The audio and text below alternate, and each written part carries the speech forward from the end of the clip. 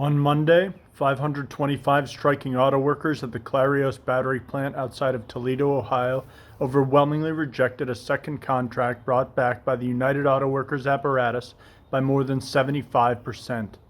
The strike at Clarios is the first major contract battle of U.S. auto workers this year, and the defiance of Clarios workers sets the stage for explosive battles, including at the Big Three, where contracts for more than 170,000 workers in the U.S. and Canada expire in September.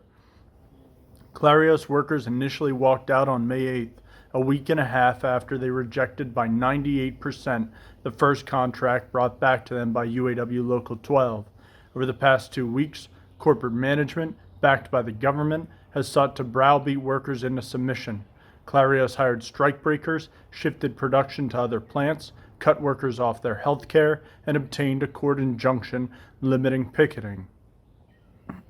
The UAW apparatus, now under the leadership of newly elected President Shawn Fain, has played a critical role in assisting management in its efforts to break the strike. The apparatus has done nothing to inform other workers of the strike, let alone mobilize broader support behind it and stop the handling of scab batteries. On Monday, it tried to ram through the second agreement in a rushed vote. As was routine under former President Ray Curry, workers were not even given the full contract, instead only receiving self-serving highlights presented to them on the same day they voted. The issues at stake in the Clarios strike are common to all workers: wages that don't meet inflation, new work schedules that abolish the 8-hour day, and other changes aimed at massively increasing exploitation. The ruling class sees the defeat of Clarios workers as essential not only to impose similar massive concessions at the Big Three, but as a necessary component of the restructuring of the industry as automakers transition to electric vehicles.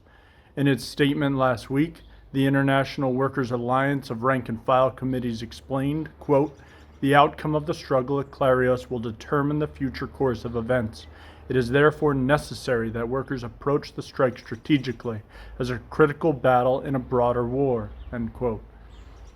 In this war, the Clarios workers have beaten back an effort at sabotage, but to press the offensive, they need the support of workers throughout the U.S. and around the world. I urge all auto workers to mobilize to back their fight. I call on Big Three workers to form Clarios strike solidarity committees, hold discussions in your plant, and raise the demand to stop production involving the use of scab batteries, which is helping the company in its effort to break the strike. All auto workers, along with workers in every other industry and sector, must do everything they can to inform their fellow workers about the struggle at Clarios and break the isolation of the strike. Thank you.